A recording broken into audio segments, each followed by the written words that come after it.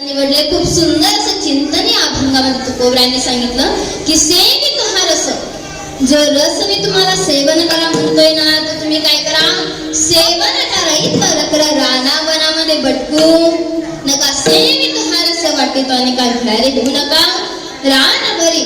मग तुकोबराय म्हणतात कोणाचा रस हा, तर विठेवरी ज्याची पावले समान, ज्याची पावले विठेवर सम आहे आणि ज्याची दृष्टी नाकाग्रे त्या भगवान परमात्म्याचा हा रस आहे. नवे नवे तो भगवान परमात्मा कसा आहे, तर दानशूर आहे महाराज. तो भगवंत दानशूर आहे, देतो पण केव्हा, जेव्हा आपले मन आणि बुद्धी त्याच्या चरणाशी स्थिर राहते तेव्हा तो भगवंत आपल्याला देतो. मनाचे संकल्प पागल असते जरी राहे बुद्धी त्याचे काय. मग तुकोबराय म्हणताय की हाच निरोप घेऊन मिळाले. कोणता निरोप, तर तुका म्हणे माझा धाडिले निर्माण मार्ग हा सोपा, सुखरूप तुमचा आणि आमचा मार्ग सुखरूप सुफल करण्याचा तुकोबराय निरोप घेऊन आले. विठेवरी ज्याची पावले समान तोची एकदा शूरदाता. हा झाला कीर्तनात घेतलेल्या अभंगाचा थोडक्यात असा भावार्थ. तुमच्या आमच्या भाषेत जर म्हटलं तर या झाला ठळक ठळक बातम्या. विठ्ठल विठ्ठल.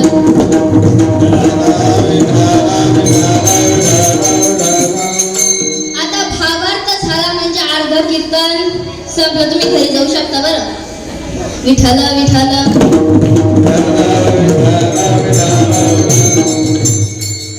बघा महाराज, कीर्तनात बसलात ना तुम्ही, कधी चेहरे पाडून बसायचं, मला म्हणलं चेहरे पाडून अजिबात बसायचं नाही.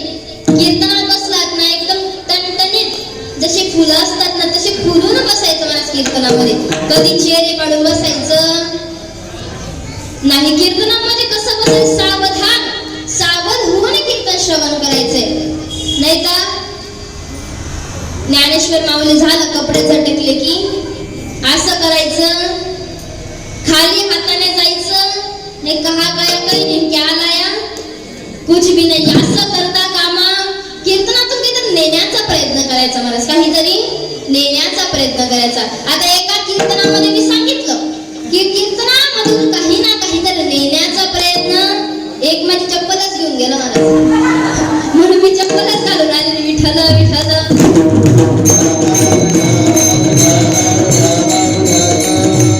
बघा कीर्तनात बसलात अशी चप्पला बिपला नेण्याचा प्रयत्न करू, नेण्याचा प्रयत्न करा की ज्ञान नेण्याचा प्रयत्न करा. या ठिकाणी मी जे जे ज्ञान देईल ते ते ज्ञान नेण्याचा प्रयत्न करा. खाली हाताने जायचं.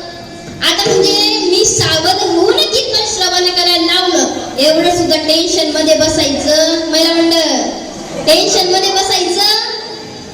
तुम्हाला वाटत नाही जे जे कीर्तन करेल ते पाठच करायचं, काय पाठ करायची गरज. तुमचं पाठ झालं आमचं काय होईल, दुकान कधीच बंद पडतील आमचे, म्हणून पाठ करायची गरज. पण एखादा मुद्दा पटला की तो सोबत घेऊन जायचा, नाही तर खाली हात आहे तर खाली हात असं करायचं. बघा कीर्तनात बसला तर कीर्तन म्हणजे सामान्य नाही महाराज, जेणेकरून अंतरी मूर्ती खसावीस देवी ऐसी कीर्तन मर्यादा आहे. संतांच्या घरचे कीर्तन म्हणजे सामान्य नाही. नवे नवे साधू संत मंडळी आपल्याला बोमा मारून सांगतात महाराज, वाजत असे भोग कोणी नाही कधी गाली, वाजत असे भोग कोणी नाही कधी गाली.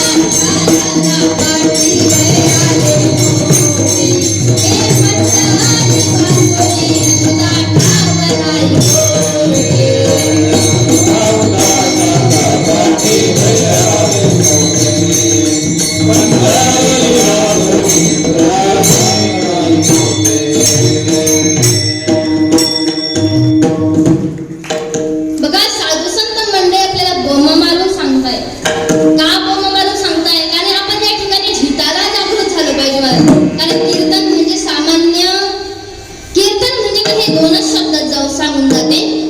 बघा डोळे हे तलावर असतात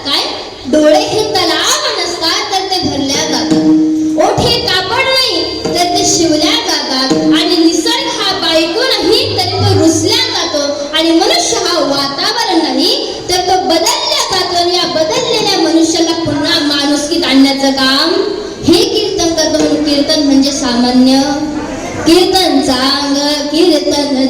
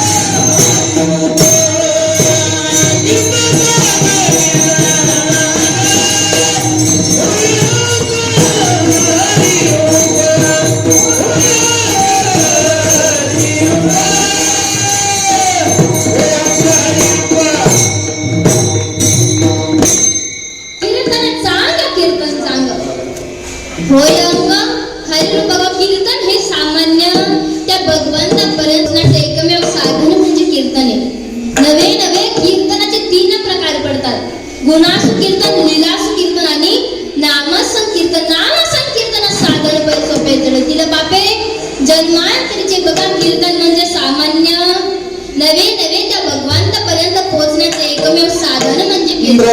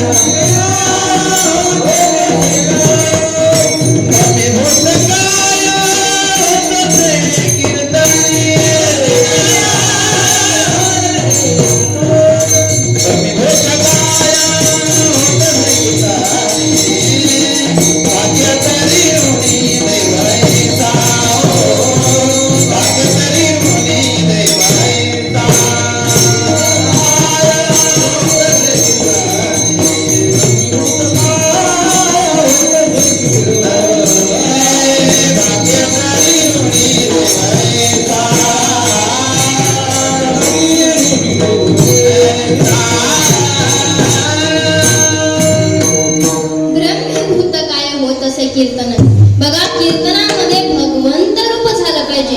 भगवंत रूप होऊन कीर्तनामध्ये बसलं पाहिजे. कारण कीर्तन म्हणजे सामान्य. बघा कलियुगामध्ये एकमेव पर्याय सांगितलाय कोणता? कलियुगा माझी करावे कीर्तन.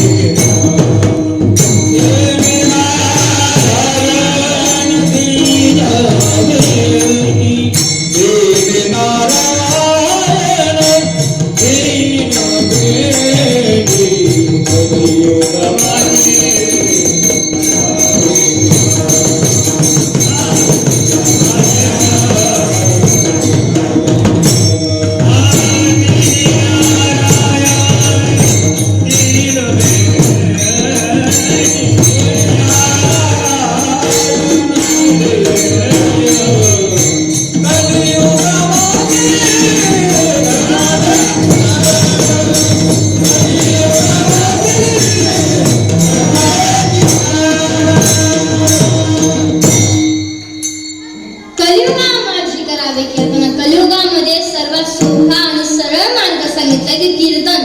बघा त्रेतायुगामध्ये, द्वापारामध्ये, सत्यामध्ये यज्ञाधिकाने किंवा ध्यान धारणेने भगवंताची प्राप्ती होत होती, पण कलियुगाला सोपा आणि सरळ मार्ग दिलाय का? कारण भगवंताला माहिती होतं आता कलियुगामध्ये कोणालाही टाइम राहणार, मग सगळे मोबाईल मध्ये बिझी राहणार आहे, म्हणून भगवंताने साधा आणि सोपा पर्याय आपल्याला दिला की कलियुगामाशी करावे कीर्तन. या कीर्तनाशिवाय कलियुगाला दुसरा तरुणोपाय नाही. नवे हे कीर्तन म्हणजे आत्मा परमात्म्याशी लीन होण्याचं साधन आहे महाराज. त्या भगवंताशी खूप जुनं नातं आहे आपलं.